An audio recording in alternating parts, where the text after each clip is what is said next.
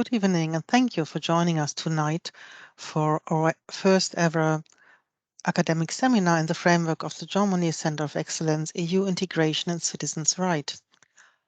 Our Germany Center of Excellence, short EUICR, explores the role of rights for citizens in the EU to connect with the EU, with each other, and to enhance the legitimacy of the European Union itself. We explicitly do not only look into EU citizens' rights, but on the rights of people who live in the EU, whether they are citizens of the EU or not, and also of rights created by EU law beyond the EU in its neighbourhood, where we look into Northern Ireland and the Ukraine, and also beyond that neighbourhood. Now, we are looking not only in the legalistic elements of rights, judicial enforcement, courts, and so on. We are more interested in the effects of rights on the ground. And now you will be surprised to learn that we try to evaluate the effects of rights on the ground in societies with the help of political scientists, legal scholars, and economists. Although we effectively look into a sociological conception of rights. And that's why I'm so glad that we have tonight's speakers who are two sociologists and also on the board of a sociologist journal. And I'm also glad to have our speakers because our theme of tonight's seminar, which is EU constitutionalism, rights, and right-wing populism, couldn't be more current. We are 3 days after the Italian elections, which resulted in a parliamentary majority for parties which can be properly termed right-wing, but the lead party can also be termed far-right populist. So this isn't the first election of that order in the recent times. We all recall the Swedish elections, which had a similar result. And altogether, we now have 4 member states, 2 from the West and 2 from the East, which are led by governments which can be characterized as far-right populists. So I'm glad that we have 2 speakers who work as sociologists on far-right populists not only since Sunday, but for a long time. So it's my pleasure to welcome Dr. Paul Blokker, who is an associate professor at University of Bologna in Italy. And he works specifically on the interrelationship of constitutionalism and far-right populism from a sociological perspective. And it's also my pleasure to greet Dr. Ulrike Wieten, who joins us from Queen's University Belfast, where she is an assistant professor. And Ulrike works on far-right populism from the perspective of normalization. How could it be the case? How could we get into a situation where far-right populist slogans are becoming part of the political mainstream? And she's looked into that from a variety of perspectives, but today or tonight she'll focus on the COVID pandemic relations. So we should start our deliberations, and here we go. Paul, we agreed that you would start, although you directly come out of lecture, and we are very grateful that you're joining us immediately. You have the floor. In some ways, of course, one has quite enough of debates on populism and related matters. But then again, as you reminded us in our introduction, there are key political developments in particular that make us that draw us again to this topic. And I've been working on it for quite a while now, at least since the early 2000s. And so today I would really like to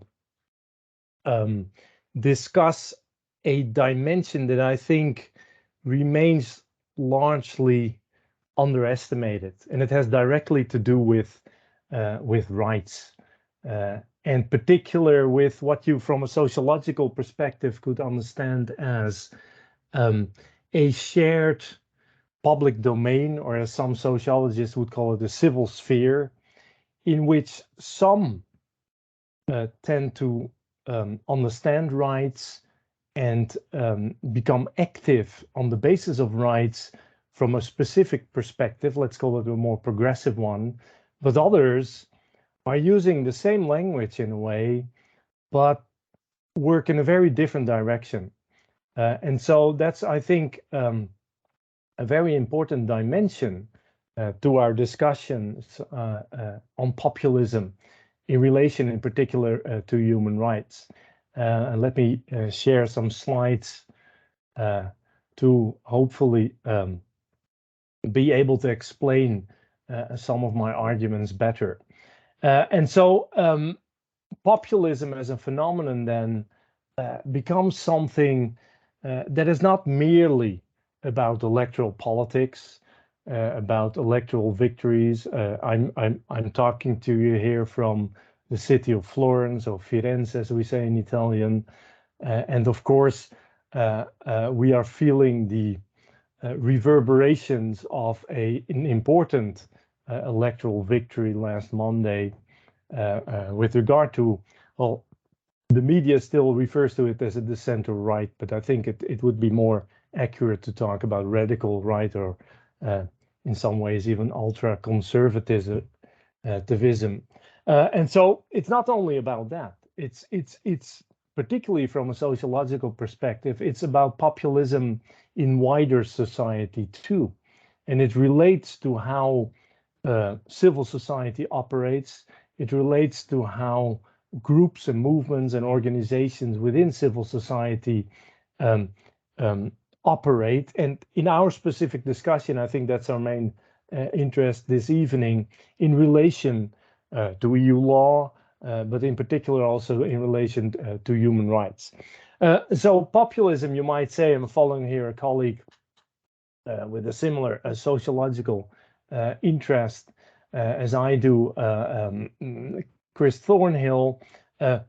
Populism, very broadly defined, and I have to admit, this is particularly in relation to right-wing manifestations of populism, but not necessarily so, but predominantly so. Let's say populism relates to indeed forms of government grounded in notions of the popular will, of national sovereignty.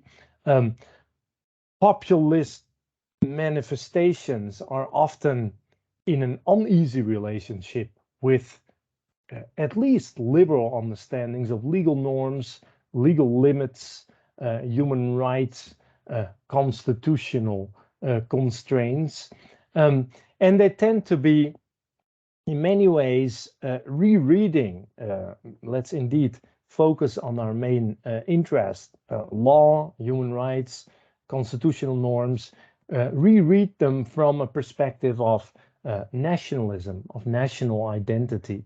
And so in that sense, right-wing conservative populism is a phenomenon that, at least in my view, and that's perhaps the most alarmist thing I'm going to say tonight, is trying to undo all the accomplishments that were achieved in, let's say, very broadly speaking, the post-Second World War era. There's a whole complex, and I should admit to the fact that I'm mostly talking here from a Eurocentric perspective, but all the sort of the architecture, the edifice around the complex system of interrelated domestic legal systems, but at the same time overarching different forms of international and supranational arrangements that you could argue have created what I've in some of my work called a kind of embedded constitutional democracy. So national constitutional democracies, but basically systems that couldn't really exist without a far-going international and supranational form of integration. And maybe it's the fact that I'm, at least on paper, still a Dutch citizen, where maybe it's the fact that I come from that country where these aspects are particularly evident. That is the impact, for instance, of the European Convention on Human Rights on domestic politics and legislation, etc. And so in my reading, right-wing conservative populism, let's call it like that, is reacting against this post-war European edifice, which has strong dimensions of indeed legalism, of human rights, and not human rights understood merely as things that emanate from the state, but human rights that can be held up against the state. And they do this indeed in the name of what is at least articulated as a democratic demand, that is a will of a unitary common people. And so part of this then, this story about conservative radical populism is indeed a reaction against everything that some of us at least will cherish. That is the European Union, European Integration Project, the Council of Europe, European Convention of Human Rights, etc. And I'm saying this thinking in the back of my head about some of the discussions I had in the last 2 days. One of the big discussions in Italy currently is the right-wing coalition wants to change the constitution. And one thing they want to change in the constitution is including a very clear norm that says the Italian constitution takes precedence tout court over EU law, which in itself I think is a very problematic idea, but that's a major discussion at this very moment within the Italian context. And so populism of the right wing, but not only, because there are also versions of left-wing populism that critique international institutions, the idea of international integration, is indeed then, in part at least, about the critique of what you could call, as I call it on this slide, a sort of global legalist project, which I think in itself is interesting, needs further reflection. That is, I wouldn't be necessarily arguing that what we're seeing is a kind of black and white situation. That is, the white part is the virtuous progressive European Union project, for instance, and the black part is those barbaric populist hordes that try to undo this. Of course, there is a lot to be reflected upon in terms of a European project, of European projects actually, because we're still talking about the European Union and a Council of Europe if we're talking, for instance, about human rights. But these projects surely have a kind of predominant dimension of legalism, of a specific understanding of liberal legalism, specific understanding of what human rights are, how they ought to operate, what the role is of, for instance, of constitutional courts in national systems, etc. And so I do believe that populism should not merely be understood as this barbaric invasion of the projects we cherish. Where I think we should also take it as an opportunity to think about what might be problematic aspects of the arrangements that have been put in place in the post-Second World War order.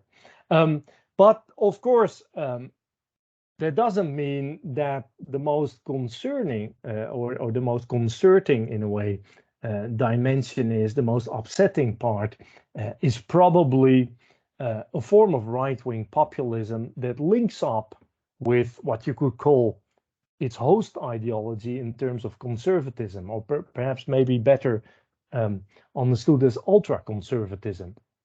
And that's a specific part I personally, I'm particularly interested in.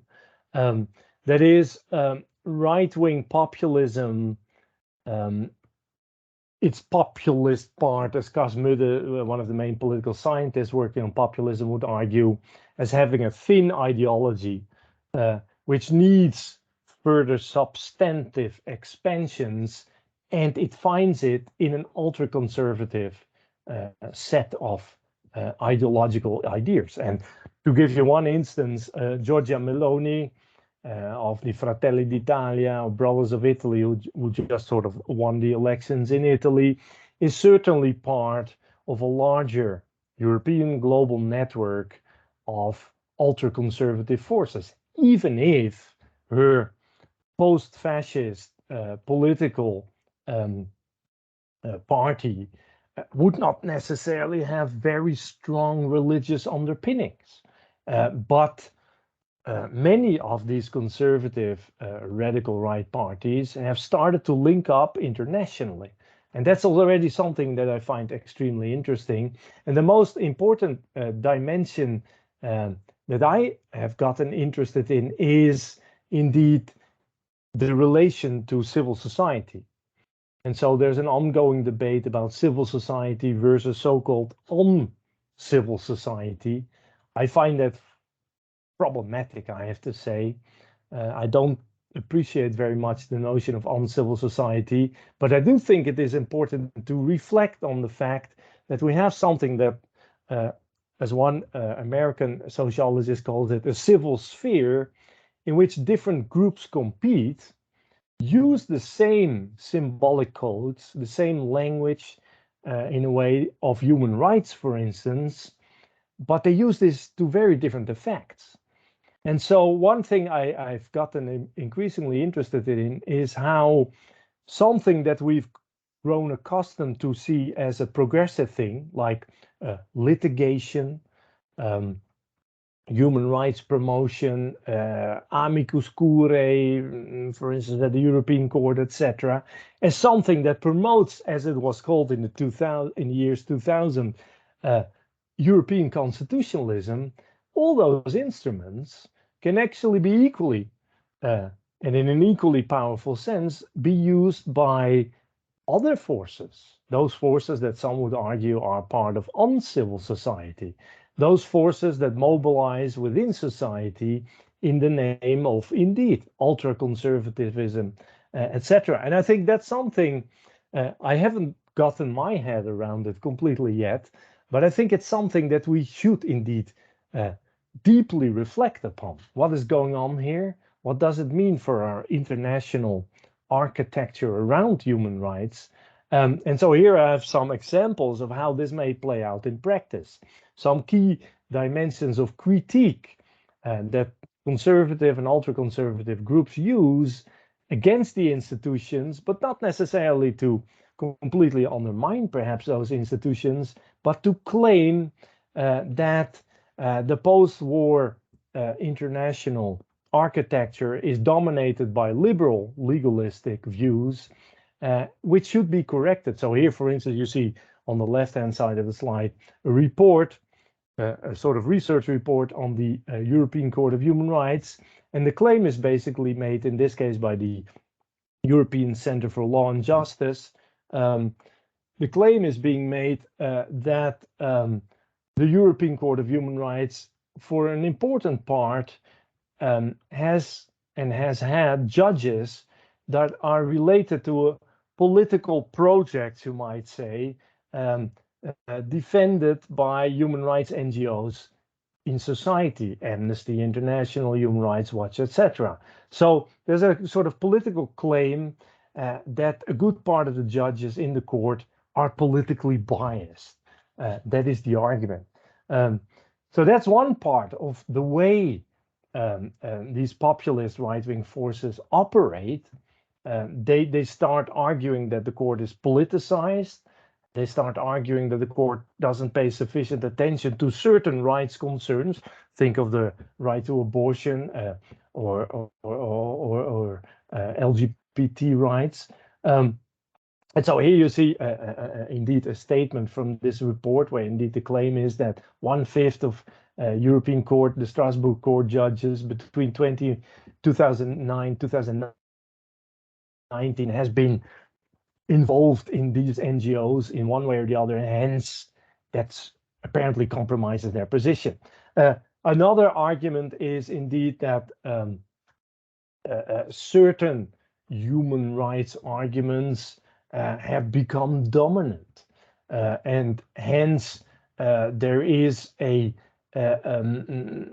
insufficient attention for different positions on certain rights. And I don't want to enter into a complex argument But I think that most of us would agree, and particularly from a sociological perspective, that, for instance, the issue of abortion is a very complex one.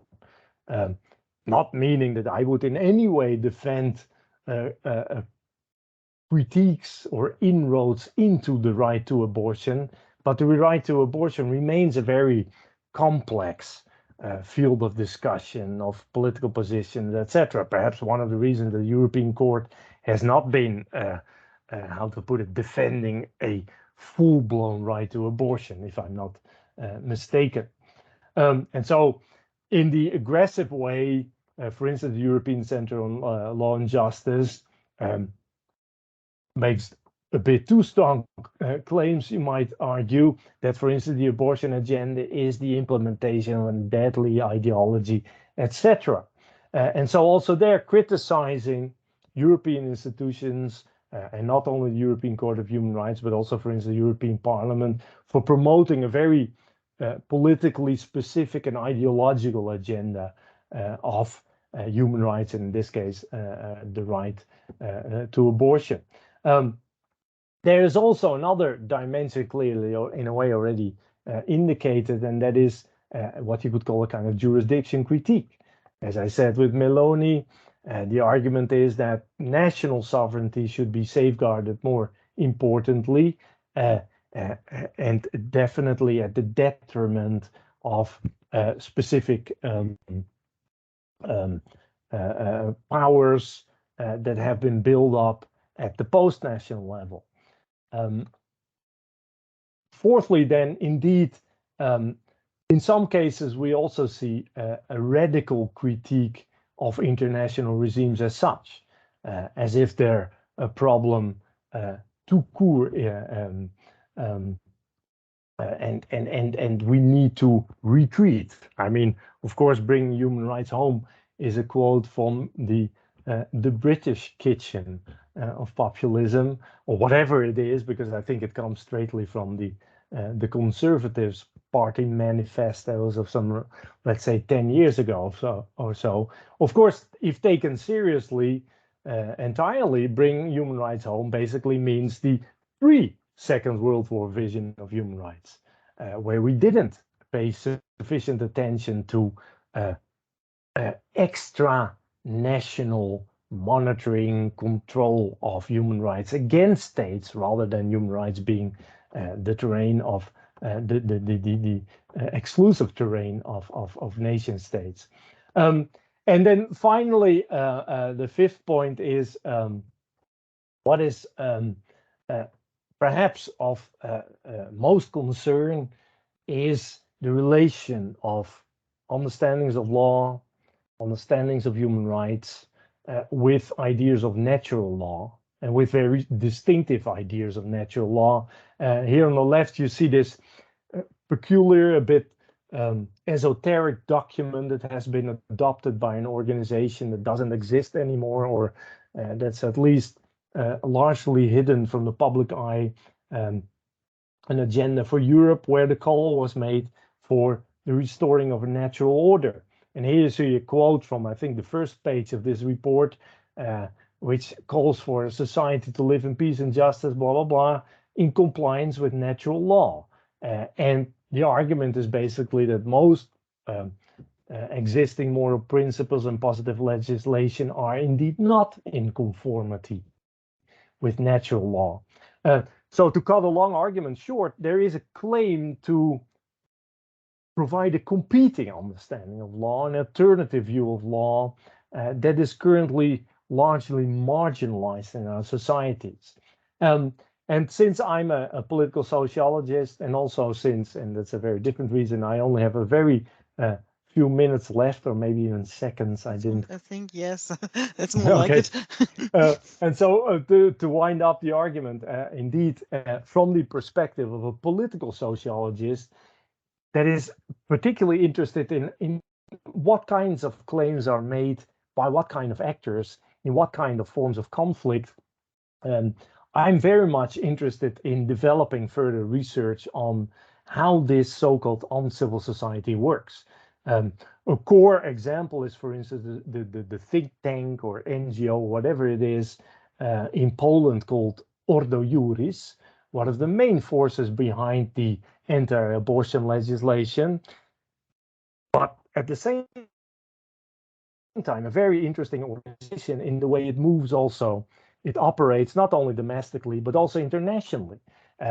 And indeed, and that's the final thing I would like to say, because otherwise Dagmar gets anxious or angry, perhaps, using a lot of the instruments we know from practice, from the literature, like litigation, like amicus curiae, from the playbook of what we always thought was human right defense, but then using them for very different purposes.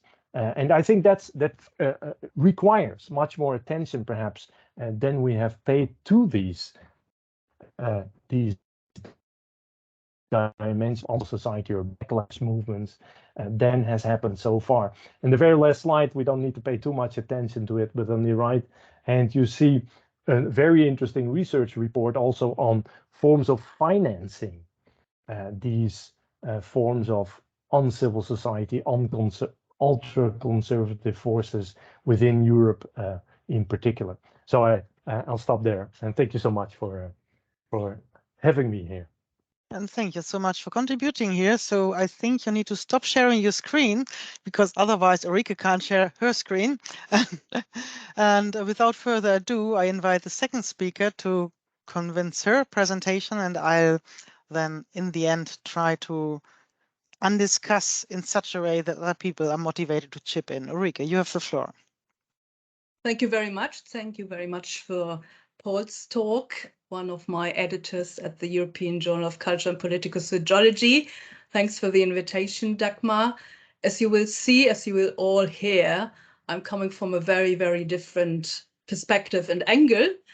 So we're both sociologists, but I'm very closely interested and following Paul's idea or concept of this notion of conservative or host ideology and what ultra-conservative values have to do with this, so but we might have a discussion on this later.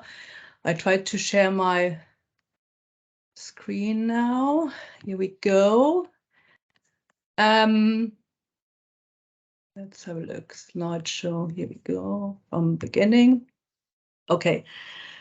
So when Dagmar invited me, and the invitation to this evening event was clearly referring to a paper I published with Social Science, an open access journal, quite a while ago. And this talk then following somehow the focus of the evening, focusing on rights, but also relating this to what the title says, Pandemic, Populism and Governance Crisis.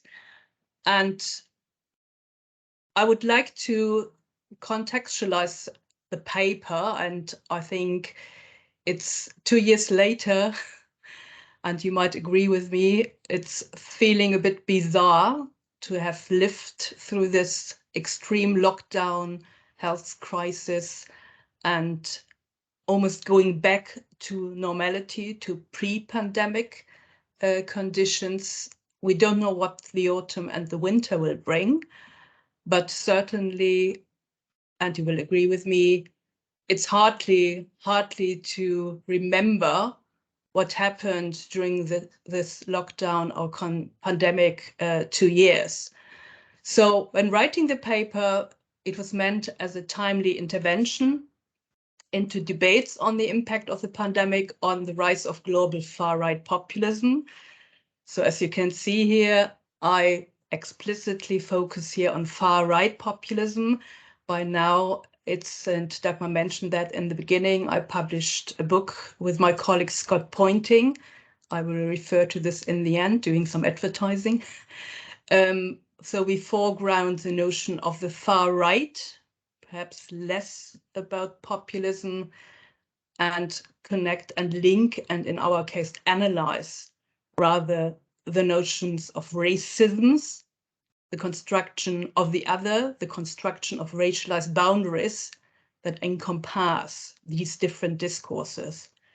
So in the paper, I focused on the blurring boundaries between legitimate democratic political protest and racist, and I would call them explicitly racist, far-right populist positions challenging democracy. But it's also about the blurred boundaries between fact knowledge and fiction speculation. And this was and is a specific challenge if we try to go back. And this is hopefully working now. I will share a very, very short video with you. Let's see, that's just obviously just a link to a BBC website, but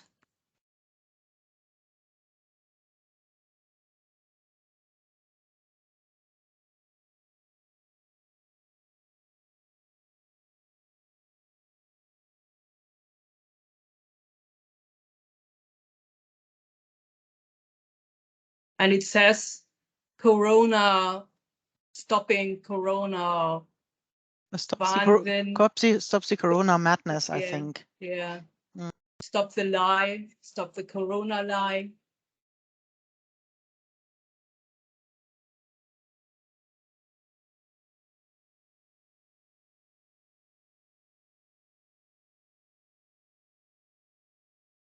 Okay, I think that will do.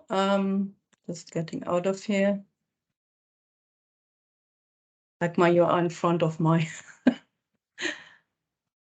Sorry. No, it's good. It's so good. Okay, so why did I share this very, very short video? I did because these are images and footprints of the demonstration August 2020 in Berlin, what was and is called anti-hygienic protests. And we could say it was a citizen protest. So in my paper, I argued that encompassing neo-nationalist strategies of nation states to close international borders and to monitor internal movement of citizens, because that's what happened, pandemic populism was on the rise, and I basically adopted this concept or label pandemic populism from German colleagues, Boberg and others, who published a paper, interestingly, with the title Introducing Findings of a Pilot Study on Social Media Communication of the Global Pandemic in Germany. So why pandemic populism? Because the pandemic seemed to develop a certain form of populism, of popular resistance as well. The pandemic populism, as I also called it, was expanding due to the public health, social welfare, and political crisis. And I detail in my paper in what ways the kind of paradox, also decisions of different countries, whether it was in the European Union, but also worldwide, also created this space where people, citizens, denizens felt confused, and also creating a space which might have triggered and is triggering what some people call conspiracy theories, but also the space where citizens and others try to engage in the public sphere. And as you could see in the short video clip, heavy on the streets in Berlin, as I said, 38,000 people protesting, demonstrating. So alongside the failure of governments to cope with the pandemic, the social economic crisis, it's definitely co-produced a very noisy anti-elite segment. And this is something, one of the criteria quite often cited as typical for populist movements. And Germany, going back to the country where I was born and lived also until I moved to England, Germany is an interesting showcase of paradox developments in that regard. In 2020, and if I may call this the first wave of Corona pandemic health crisis, was by and large very well managed by the back then Chancellor Merkel and her team. So we, or all of us maybe in different ways, were following the news on TV and comparing the numbers of deaths, for example, the numbers of infections. So, and in comparison to other countries, and I'm basically arguing about this in my paper, in comparison to the United States, in comparison to the UK, Germany did quite well. Okay, so what we see here is, on the one hand, a government that managed quite well this crisis, but on the other hand, this is a country where this organized protest started. And I will come back to this in the end. In the paper, I was introducing to, let's say, the international audience, two groups, Querdenken, for example, a group that started in Stuttgart, in Baden-Württemberg, which is one of the federal lands, the southern federal lands in Germany. And I only touched on this in the paper. Years ago, there was also a middle class, I would say, bourgeois movement in Stuttgart against development at the train station. And it would be interesting, I mean, I didn't do this, but it's still interesting to follow up or analyze whether, if you're interested in social movements, for example, to follow up and try to understand whether there are overlaps with these groups who protested against this train station development back then in Stuttgart, and also started to protest openly and noisy against the COVID lockdown. So my main arguments of my paper were that despite the pandemic rupture to our normal, inverted commas, consumerist and urban century lifestyle, 21st century lifestyle, underpinning social inequalities, and I'm particularly referring here to race, class, and gender, not only remained in place, but prospectively, and again, that was published in 2020, might increase. That was one of my core arguments, that those who were actually protesting and organizing, let's say, citizen, in German there's this word Wutbürger, angry citizens organizing themselves, and the founders of these groups I just mentioned beforehand were typical professionals, middle class, IT specialists, entrepreneurs, doctors, even academics, artists. So not, inverted commas, the usual suspect of working class, deprived working class people who might then organize themselves and become noisy in the streets.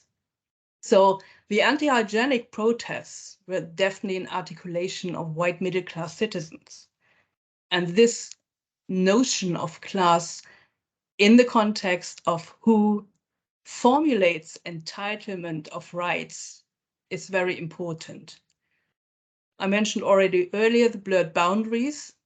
The problem here, and that's rather my interest when looking at the rise and development of far-right movements, is in what ways the normalization, which we call this, also means that more moderate parts of society still organize platforms and demonstrations, so what we could call shared space, with fascist and extremist far-right groups.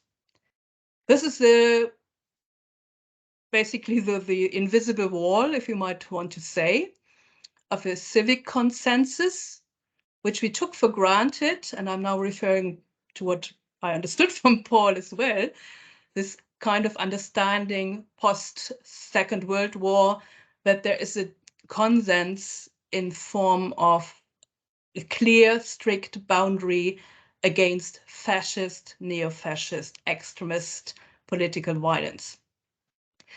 And last not least, the increase in digital dependency during or in the lockdown intensifies interest in far-right ideology. And it's not the place here to talk about this more in detail, but the element of transnationalizing we've seen here and also were able to observe during the lockdown, where far-right movement, but also this group of Querdenken, also mushrooming across Europe, was very significant. So I mentioned earlier that the problem, or why I see that there are links perhaps to discussions on rights, is the interrogation of what normal entitlement rights actually means. Who has the agency here? Who is the subject of rights? And to add some thoughts on the aftermath, and again, for now, it looks almost like a strange memory we all share. I mean, the silence, the streets without cars, the shut shops and everything, it's all gone. And it doesn't seem, and it doesn't look like we can imagine that this might return. By the end of 2020, however, and now referring again to the paper I published, the State Office for Protection of the Constitution in the German federal land of Baden-Württemberg, where the initiatives of Querdenken 711, and this is basically the dialing code for Stuttgart, are based, decided to monitor the group because of it overlaps with far-right extremists. And talking about these huge demonstrations, I'm not quite sure whether you remember that. In January 2023, that's definitely wrong, sorry, it should say 2022. There was a big demonstration in Brussels, 50,000, and clashes with the police. Similarly, I don't know whether you remember that there were in Canada or border to Canada between the United States and Canada trucks, so lorry drivers who were blocking the roads for quite a while. And this was also following some of the logic, some of the protests coming from Europe against lockdown, against government decision regarding coronavirus. The anti-COVID lockdown or anti-hygienic protests developed into anti-vaccination protests. Again, what started as protest or probably denial of the COVID virus at some point also transitioned into anti-vaccination protest. And I'm not saying that the vaccination, let's say, proposals, but also law partly, is the solutions to our problem. And I'm referring here to a German writer, Heribert Prantl, who published a small book, which means fundamental rights in quarantine.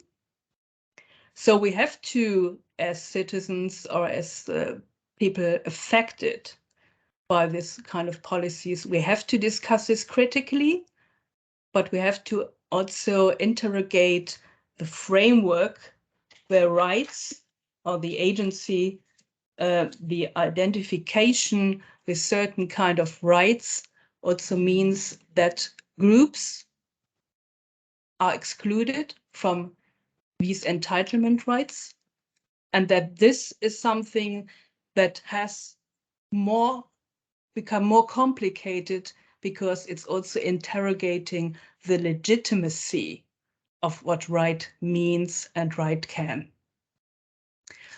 So back then, and out of nowhere, we were confronted with the health pandemic.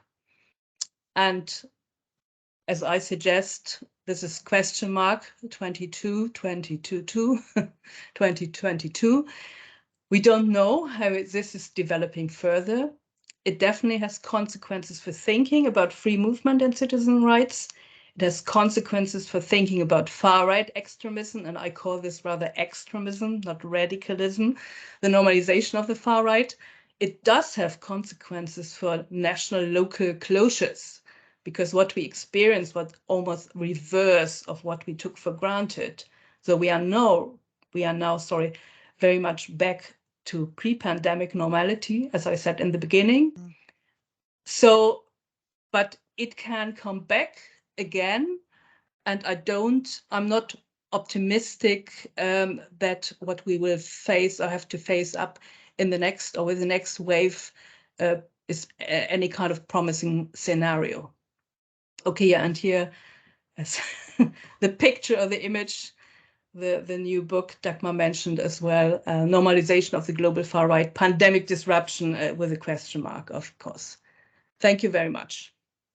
Yeah, thank you very much, Ulrike. And perhaps you can come back to a full screen meeting and stop sharing screen as well. Yes, very good. So normally I would now introduce a discussant, and I forgot to introduce myself in the beginning. Whoops. So I'm not only the PI of the project EU Integration of Citizen Rights, I'm also the Synod Family Chair in European Union law.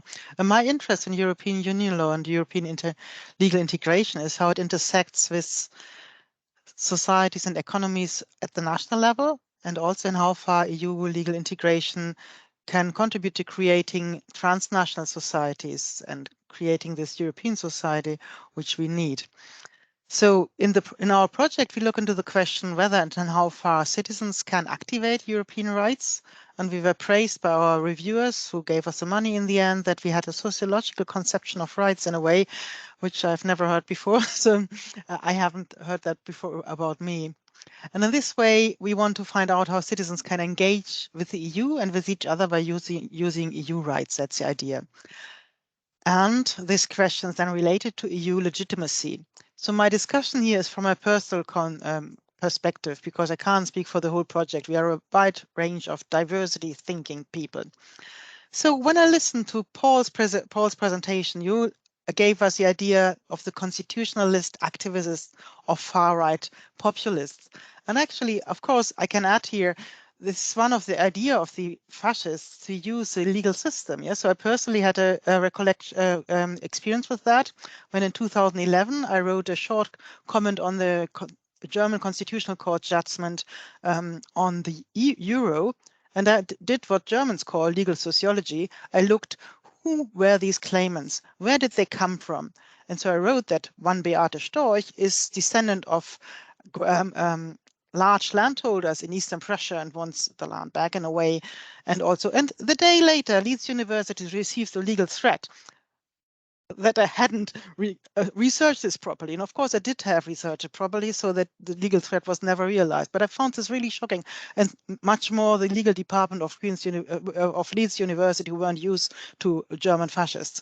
And I think this reverberates with what you say, that the liberal institutions are used by far-right populists, and it isn't always an abuse. So the Hungary and Poland challenged the EU regulation, which holds them to account for their not upholding the rule of law and withholds funds. Yeah, and they always go to the court. Yeah, they are the most frequent claimants before the Court of Justice in relation to the population of their member states. If you look for the member states claimants, so that's one idea. Sometimes in this presentation, lots of things ring a bell. I'm just wondering whether, and you are wondering whether liberalism is sufficient to combat populism, whether the World War II compromise is sufficient. And I'm just wondering whether we can go back a bit before World War II. Before World War II, obviously, we had Weimar Republic and the global economic crisis, which followed a little bit after another global pandemic, yeah, so which is often forgotten. And now we look here, it feels all like like a replay. Yeah. So we look in the economic crisis, we look into poverty, we look into people not being able to heat their homes very soon.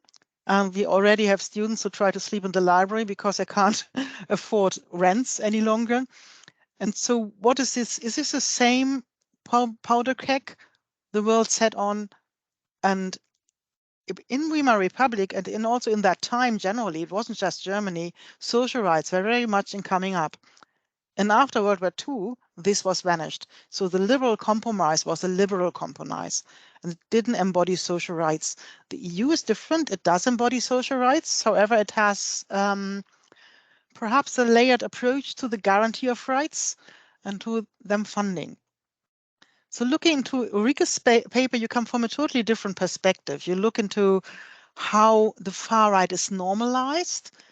And I would really challenge some of the things you said made me think, do you perhaps also think that the limitation of fundamental rights in the pandemic went too far and contributed to that normalization? Maybe I'm overinterpreting here, yeah? So that's one question. And you asked the question, who is the subject of rights? Whose agency is it? So you need to be part of our project because that's our project question, yeah? From an EU level. But it sounded a little bit as if you were looking into the question whether the well-to-do and the privileged would use their rights with more, more convincingly and with more public relevance. So what do you think about that? So I didn't really discuss, I asked you questions because I want to hear more of you. And I would also hope that perhaps some of our participants have some questions. I have opened the chat, but of course people can also raise their hands because we're not that populated. I think we have 15 people. So speak up and ask something or say something if you have anything to say. Otherwise, we give our speakers a floor again, and then you might not have a chance. Okay, we need to provoke our audience there. Yeah, so far. There's a hand up. I can't see which hand it is, but anyway, so it's Luigi, yes. Yes, I have some very unstructured remarks for the presenters. I thought the first one is that's the first speaker, perhaps a bit polemic, but that's something that you must have heard a lot of times. What is the analytical utility of calling these movements populists? What is the added value?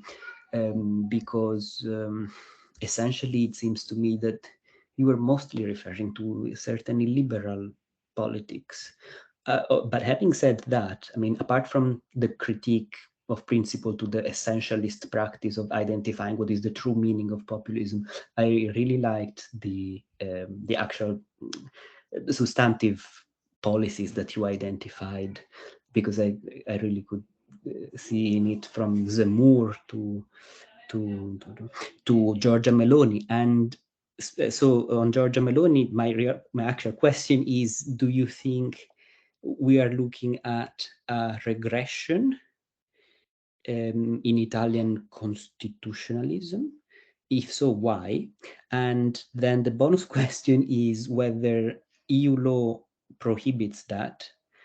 And I think that it does. I think we know from the that goes to me, that question, except if you want to answer. Okay, but I think it does, because in the judgment in Repubblica, the Maltese case, the judgment, the court says that there is a non-regression clause, which is it creates as many problems as it tries to answer them. Thank you.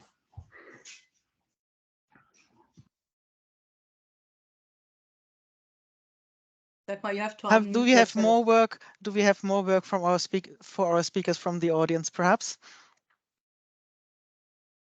We have given them enough work for one evening. Yeah.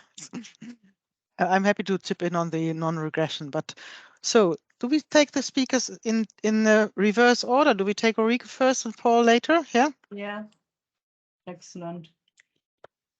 Yeah, your first question, my let's say critical underpinning of in what ways governments' decision in different countries might be also worthwhile to be critiqued. And I could say yes. I think partly the non-cohesive decision of different governments, partly local, regional decisions on restricting movement, lockdown, isolation measures for older people, and you have it. There's a range of measures that were undertaken and decided almost like a panic response and panic reaction that need to be scrutinized in hindsight. And also, as I said, in the end, we are not far from over with this. I mean, it's not 2 years done. And interestingly, since the Ukraine war, end of February, any kind of further engagement and discussion on the pandemic basically drifted away or was not a topic any longer.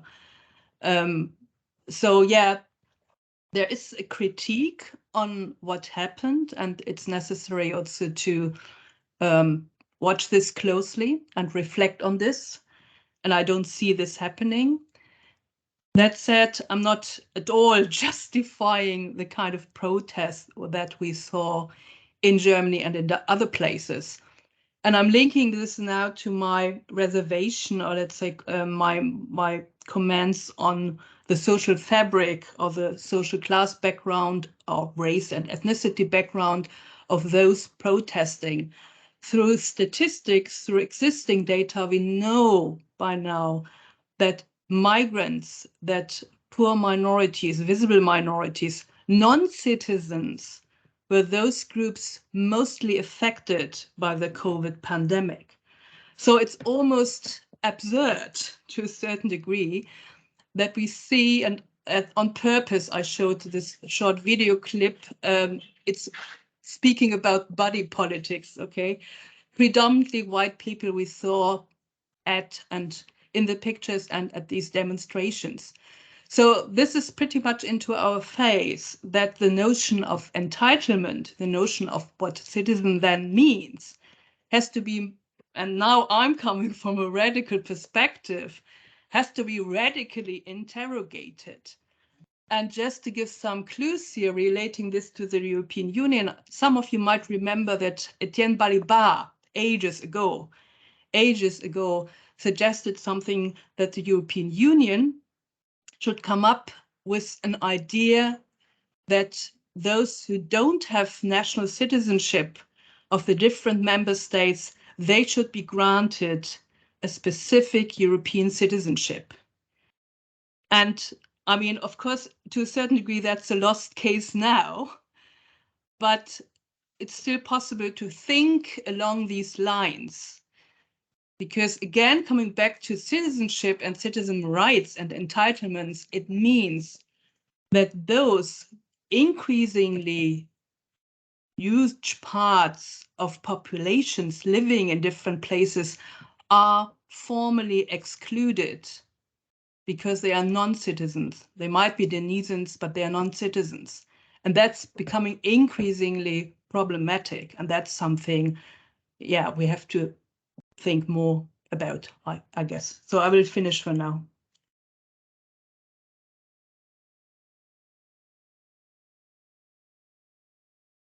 You have to unmute yourself, Dagmar. It's Paul's turn to answer our numerous questions. I just leave myself, but it gets repercussions if I'm not muted here. Ulrike said so many things that I found fascinating that I would almost want to respond to her, but I shouldn't do that. Let me get to the question on populism. I've on many occasions argued against myself almost that maybe populism is not the most useful term here. But then again, for instance, with regard to Law and Justice in Poland and Fidesz in Hungary, I think there's still a value to using the term in terms of how these parties continue to claim to be operating within the system, right? In particular, the link with democracy remains the electoral majoritarian, or to use Urbinati's term, sort of extreme majoritarianism. And so there is a set of populist dimensions to how they operate, to how they communicate with their citizens. And so in that sense, I still think it makes sense to keep it as a description of what in other ways are indeed conservative or ultra-conservative positions, particularly, I would say, law and justice. Fidesz has been able to shift gears in various occasions in recent years. That, by the way, goes also for parties like Fratelli d'Italia or the La Lega in Italy, where the religious dimension was never really of any importance, but it has become so. And I would also claim, because one of the reasons is a global alliance that mobilizes particular movements and parties. Your question on regression and non-regression, I realize that there's a distinctive technical dimension to that. That technical dimension I would happily refer to Dagmar. But at the same time, I can't help arguing, or at least bringing attention to the fact that we can't discuss these types of tensions and situations and populist parties merely from an internal legalistic perspective.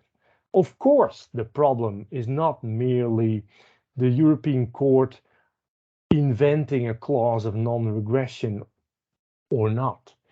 There's clearly an attack that goes beyond the juridical position of these types of institutions, and hence outrageous sentences like the Polish court, the end of 2021, right?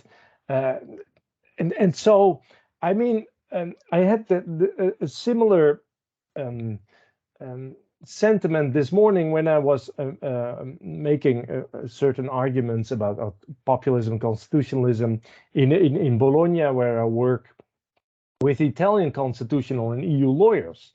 I mean, I think there's a great danger in remaining within an intra-legalistic perspective, because a key part of populism is moving outside, attacking such institutions from the outside, helping us in a way, in an important manner, I think, see that juridical institutions, judicial institutions, they don't fall out of the sky. They're not part of the trees in the mountains. They're not natural.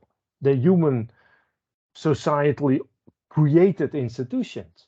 And so what we see here is a non-acceptance of a specific understanding of those institutions. And that might be exactly the danger. There's a crack. That was a bit my argument in this judicially an imaginary that prioritizes the judiciary, the judicial. And that's something to be very much aware of, I think. That doesn't mean that the non-regression clause that now Dagmar is going to explain it to us isn't important. But there are other perspectives of looking at that, I think. Before I go into non-regression and the law stuff, Ulrike wanted to comment on Paul. Was that right? You need to unmute yourself. Ulrike, you're muted. Yeah. I heard you. Sorry. I wanted to apologize to Luigi because I did not respond to your question regarding the populism, or the notion of populism.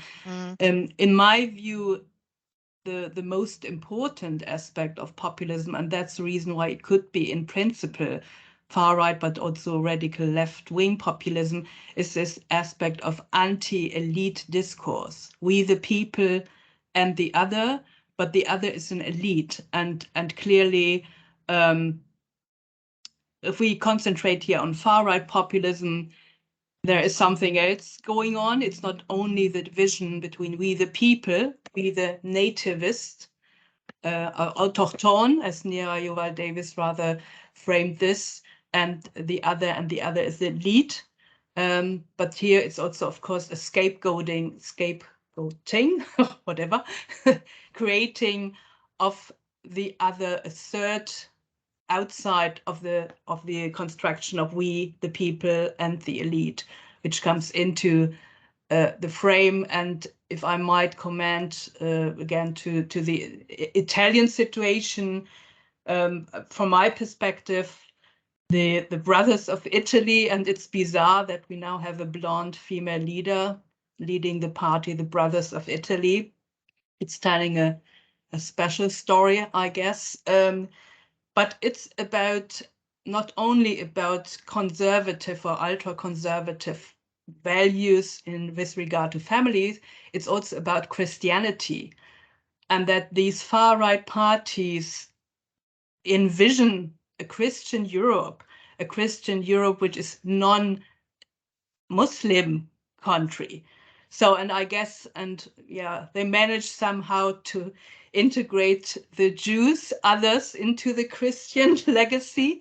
But again, that's another story.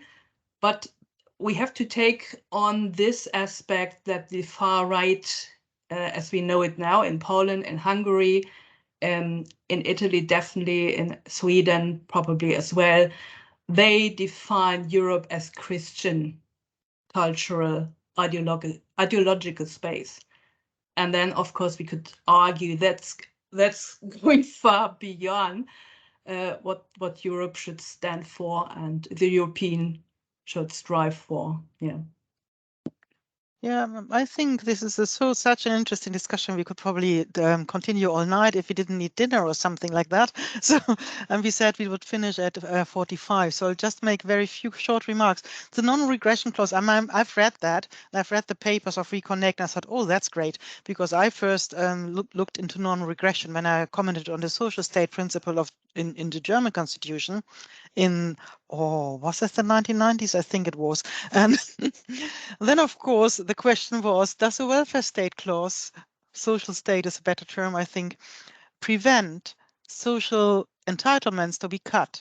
And interestingly, when Spain entered the EU in 1987, this was asked before the Court of Justice in a judgment called Zaire, that's Z-A-E-R-E for anybody who wants to Google it, and whether the EEC treaty, as it then was, 1987, with the clause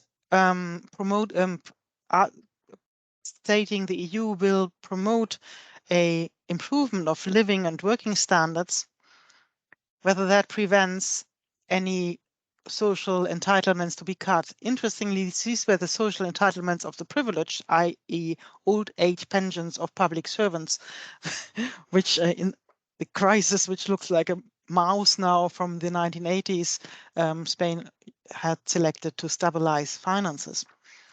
But looking into the discussion which Paul started, maybe perhaps not quite as radical as I, that liberal constitutionalism isn't good enough or is no longer preventing right-wing populism to emerge in Europe. Maybe that's a regression clause we need to promote in addition to the regression clause in relation to rule of law. The regression clause in the it is very difficult to construct a regression laws in national constitutional law, and that's why I found this judgment very courageous. That it's developed a regression clause only in relation to rule of law, obviously a liberal value, but it can also be applied to other areas. And then we must, of course, ask the EU whether they can continue to ask member states to regress in their welfare state entitlements if they don't put any replacement. So that opens up a whole new discussion. I also was looking when Ulrike started talking about Balibar, I thought, all right, is Dimitri Kotchanov the new Balibar? Because he has recently published a book telling us that we need to abolish citizenship altogether, which, because citizenship is racist, exclusionary, needs to go. Oh, where does it leave our age-old saying that the rights to have rights is what makes human rights actually enforceable? So that's, of course, a question maybe for the next project of our Jean Monnet Center when we've completed all these events which we have to conclude. And that's 3 lines of thinking which you can call from this evening. So first of all, which laws and which liberal values can be abused or used by right-wing populists, and how can we reform the liberal post-World War II compromise to withstand those abuses. And I would suggest we need to go back to the post-World War I international, perhaps not international compromise, but a silent agreement of national constitutions introducing the protection of social rights, and we need to level that up to the EU. Good thing is the EU is spending presently, I think, altogether 8 million on having social rights research. So obviously they find it important. In addition to liberal rights, on that interconnection of both those rights areas and how they can actually be activated in such ways that they neither disturb the national compromises nor prevent them to be transnationalized, because that is a true danger of the right-wing populism, that they bring us back into the national borders for good, and that they prevent the breath of fresh air which you get when you move, when you look beyond your own national borders. However, they can only do that because the threats which are experienced by those who feel they can't move, they're not rich enough, are not taken seriously. So now we all agree, all three of us, oh, I'd never thought that. And it's 1941. Anybody having a 2-minute statement for each of our speakers? No. I just start and adding to what Dagmar said. I mean, I agree that the period between the world wars is a crucial time we have to look at for different reasons. In the beginning, you mentioned also the another pandemic, or the post-pandemic in the beginning of the 20th century.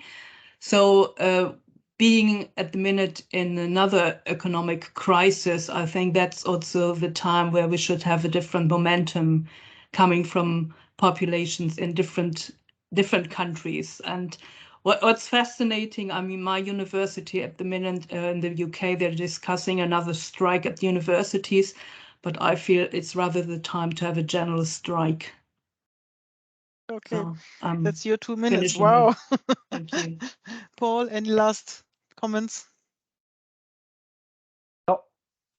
I very much appreciate, and I will certainly closely follow what the center does. I very much appreciate your emphasis on social rights. And that's my personal emphasis. No, but I mean, it's one dimension in which current discussions on the rule of law, populism, etc., they tend to overlook that. And so 99% is about, indeed, enforcing liberal rights and values, rule of law in a specific sense. But rule of law hardly ever tends to also relate, indeed, to social existence, certain basic rights in a socioeconomic sense. And so I think that's a very important dimension. And so I would suggest you to also to start up some courses or whatever around populism in this direction. It would be let's see. Particularly, we definitely have some social rights research in our project. We look into the citizens' initiative on the universal basic income, which has just failed, because Ireland, Italy, and some other countries which didn't get enough votes. And also, we are looking into the power of rights to integrate, which obviously can't be done without looking into social rights as well. Thank you very much for inspiring discussion. I mean, I was so tired this evening. Now you've entirely woken me up. And thanks for everybody to come in this evening class on the screen, which we all started to hate, but it is useful because otherwise you couldn't talk to, it's Firenze, not Bologna, I thought, and Belfast and Cork at the same time. And thanks for making it the end of inspiring first day of our action. Thanks so much, center. all, and see you perhaps on another occasion, perhaps in face-to-face. Oh, yes, we are all for face-to-face. Bye-bye. Okay, bye-bye. Thank you for great discussions. Thank you.